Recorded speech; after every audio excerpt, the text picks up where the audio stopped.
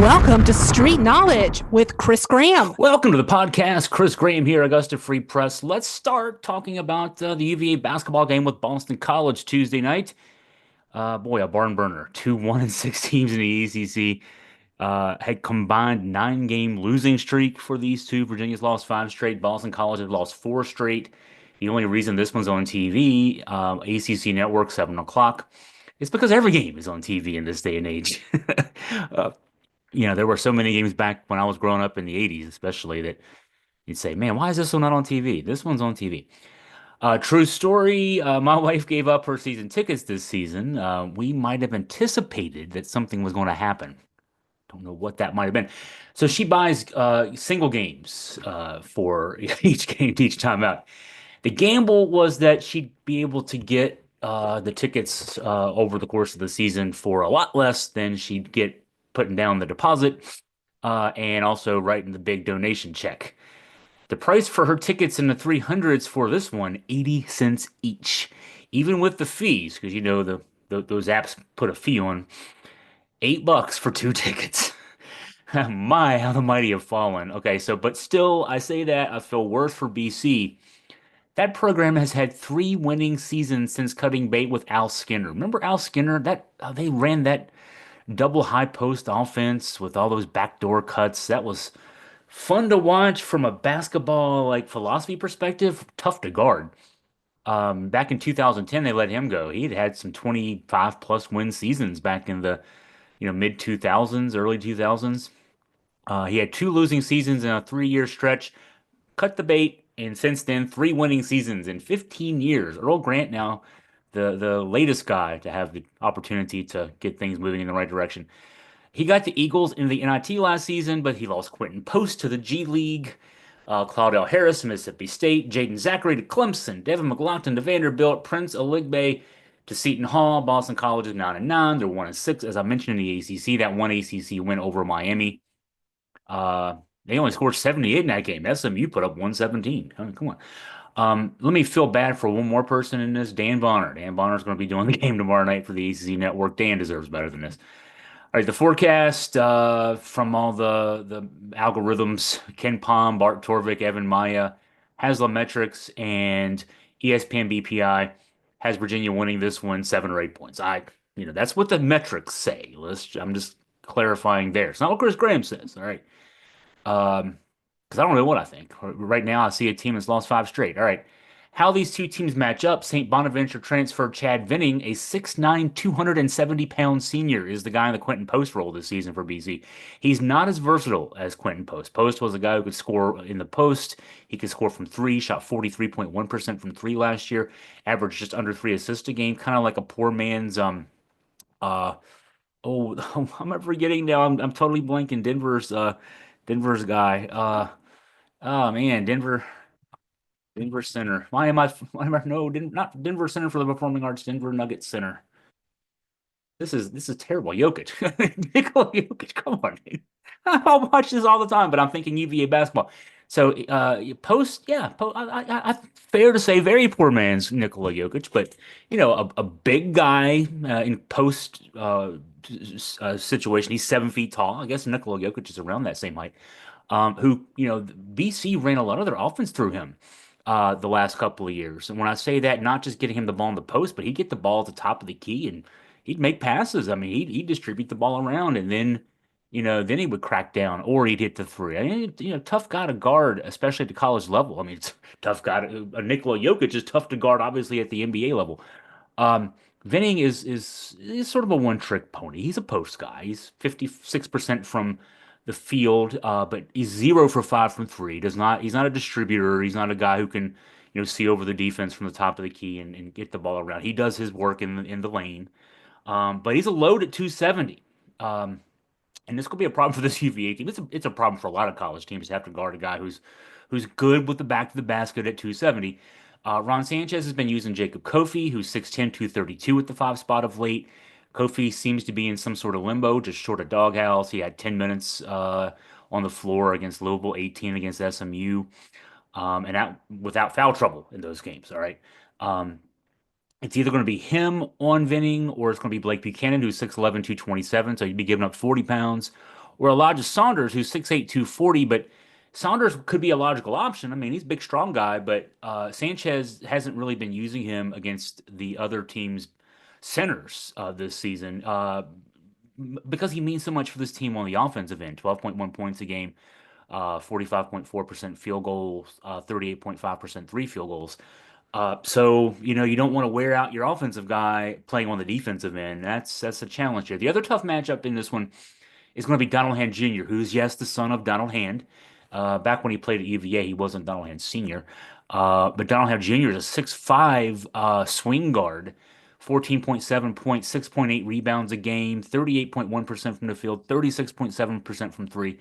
Tough matchup at his size. I mean, he rebounds well, obviously, for a 6'5" guy. Problem for Virginia that we lack a defensive stopper in the post. We also lack a defensive stopper out there on the perimeter. We don't have a Reese Beekman or a Ryan Dunn. The stakes of this one, this is a lost season. I mean, Virginia's 8-10, 1-6 in the ACC. So in terms of our usual postseason goals, I mean, we're not thinking NCAA tournament. I laugh when I say that. We're actually trying to get into the ACC tournament. And this is going to sound totally foreign, but with the ACC expanding to 18 this year, SMU coming in, Cal and Stanford coming in, the ACC decided to stay with the 15-team format, which is wieldy as it is anyway. But the tournament starts on Tuesday, go through Saturday night, and only 15 teams make it in. So 6 teams play on Tuesday, 10-15, 11-14, 12-13. 3 teams get left out. Right now, we'd be left out. At 1-6 in the ACC, we would be on the outside looking in. So I look at this and I say, okay, Virginia, the schedule's been a little tougher here at the start of the ACC schedule, and not for a typical Virginia team, but all right. So our next 4 games are BC, this one, and then Notre Dame at home this weekend, at Miami, and then Virginia Tech at home. So 3 of, those are 4 winnable games. Let's just say not that 4 games you should win with a team that's 1-6 in the ACC, but those are 4, winnable games. Then it's at Pitt. So at Pitt, that's an NCAA tournament projected team. We can just go ahead and chalk that one down where you expect to. Then it's Georgia Tech at home, and then at Virginia Tech. All right. So that's 7 games. Pitt's the only one that I'm writing off. The other 6, get 4 of those. Right. You're 4-3. And my, how the mighty have fallen. That gets us to 5-9 in the ACC, ahead of the tough stretch. I mean, 5-9 or 6 games at the end. Starts with Duke and Carolina back to back. So if the magic number is looking like, I'm looking at a bunch of projections here. It's looking like to get into the ACC tournament, and I can't believe I'm saying this, but to get into the ACC tournament, we're going to need 7. That means 6 and 7 the rest of the way. We're going to need. I mean, losing this one is a home game against the team we should beat. So I'm going to need it. Going to need it. All right, coming up next on the podcast, we're going to talk about the defense and the issues there for this Virginia basketball team this season. That's coming up after this brief break. Told you it'd be brief. Now we're talking about why is this UVA basketball team struggling so much on the defensive end. All right, Chris Graham here, Augusta Free Press. I say that just for the YouTube part of this because I cut this up for YouTube into a couple of different things. All right. Interim UVA basketball coach Ron Sanchez tried to say after last week's last-second loss to SMU that he's not, quote, experimenting with his rotation, which tells us he just doesn't realize he's still experimenting with his rotation. Two reasons why he's still experimenting. He's getting no continuity on offense and no continuity on defense. All right, so those are 2 pretty basic but also very big reasons. Ken Pom rates the offense 223rd nationally. Now, that's in the area of the likes of teams like Wyoming, American, Towson, Colgate, Virginia. It's by far the worst performing metric offense in the ACC, the only one sub 200.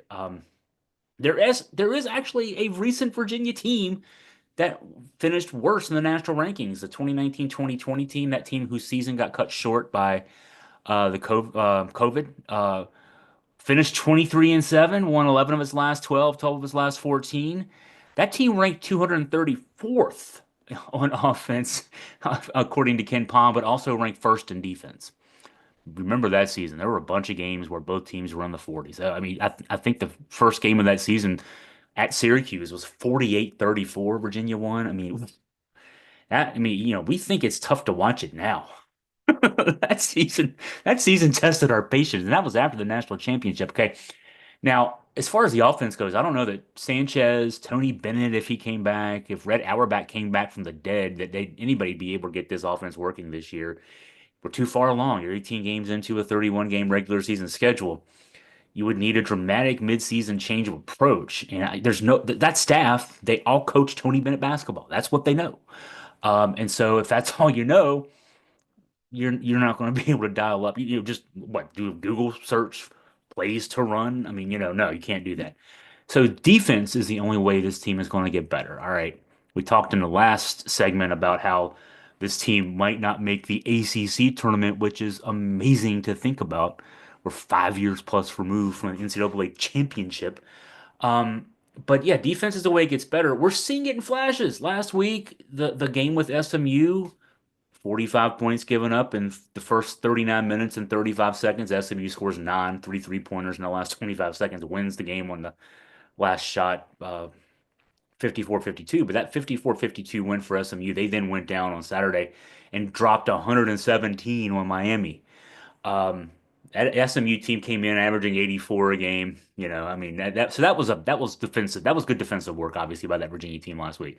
But that effort was sandwiched in between two 80 plus points allowed against Louisville and Stanford. Louisville 81-67, Stanford 88-65. Four opponents have put up 80 plus on Virginia this year. The last time a UVA team had given up 80 in a single game had to go way back to the 2020-2021 season. Twice that year, Gonzaga, Florida State. To get to 480 plus games total, that's where we are this year. To get to 480 plus games total, we have to go back. There's four games over the last 6 seasons. So 4 games in 6 seasons, 4 games this year. All right. What's going on here? Last year's group ranked seventh nationally in adjusted defense. And God, we did not realize how good we had it with Ryan Dunn and Reese Beekman.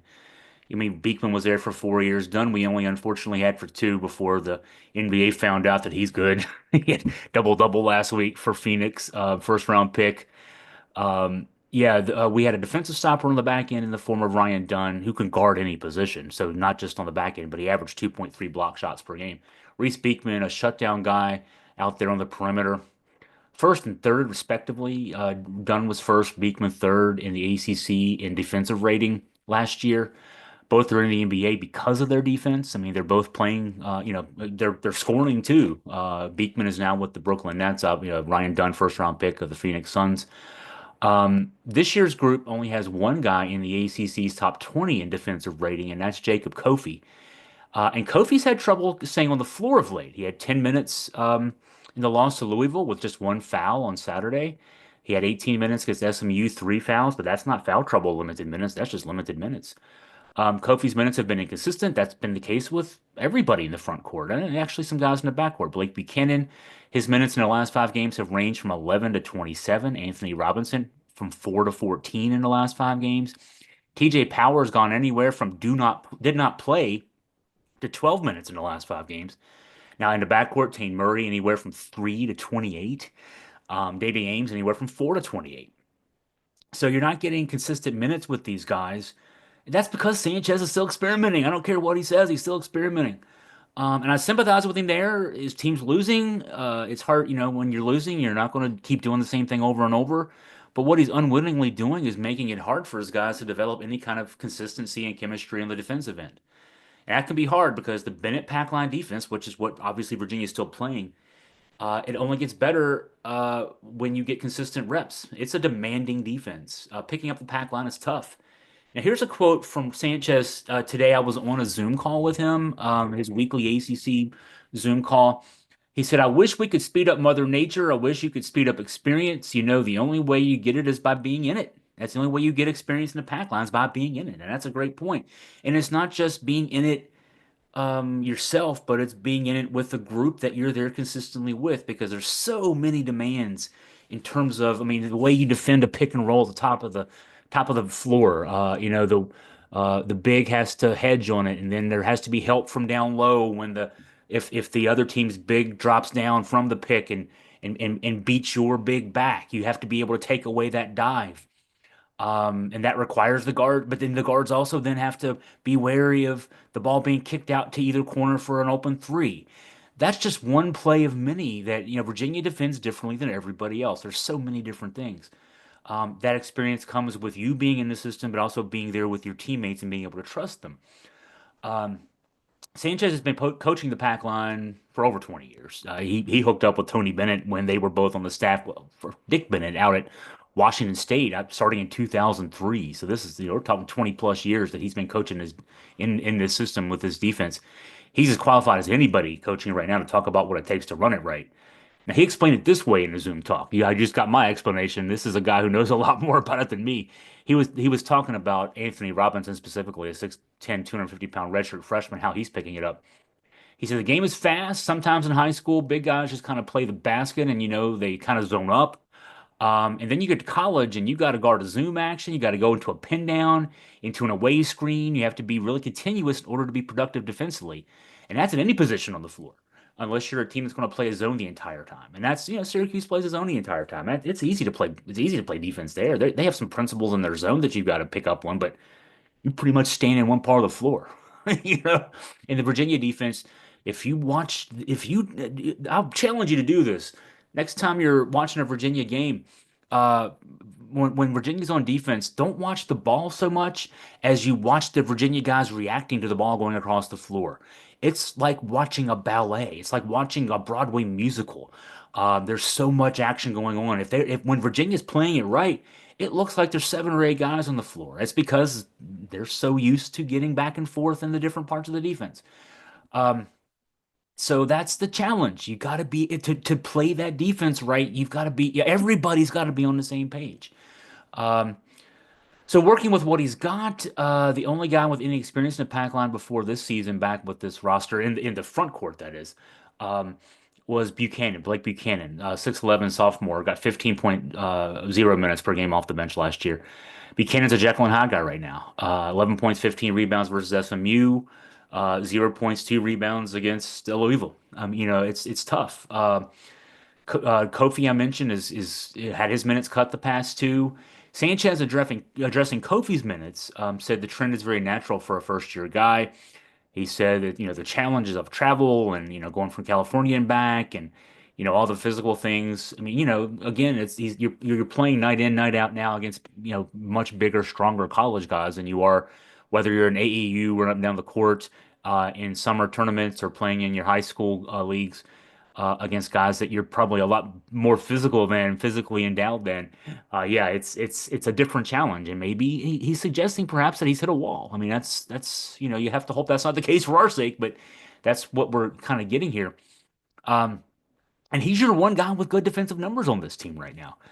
The other guy in the mix is Elijah Saunders. I mentioned in the previous segment, if you were listening in, that he's 6'8", 242. He's a stout guy, but he's also the best offensive guy on this team and the most consistent offensive guy on this team. And he leads the team in rebounding, but he doesn't often get the best matchup in the post. So um, he doesn't give you rim protection, really not getting a lot of rim protection from this team. There's no Dunn type to give you that rim protection. There's no Beekman type to give you somebody out there on the perimeter to keep guys from getting into the lane. Um, One of the reporters on the Zoom call today asked Sanchez about the coaching that goes into trying to find a fix, and Sanchez acknowledges tough. He said to cloud guys' minds with more teaching on different things, I think that'd be a mistake at this point. I like to think that the more guys are thinking, the slower their feet get, so we're trying to get them to think less and just play more instinctively. He thinks they're getting closer, he said. They're just not coming along at the pace many would like, but you need time and games under your belt in order to improve. They need time under their belt, but they need consistent time under their belt, and that would be the criticism I would throw at Ron Sanchez. So that'll wrap up our podcast for today. If you listen to these individually on YouTube, there was another. We did a more specific preview of the BC game Tuesday night, so go back and check that one. If you listen to both, hey, thanks for doing so. Feel free to drop me a line if you have any questions, comments, anything for me to address, any news tips at chris@augustafreepress.com.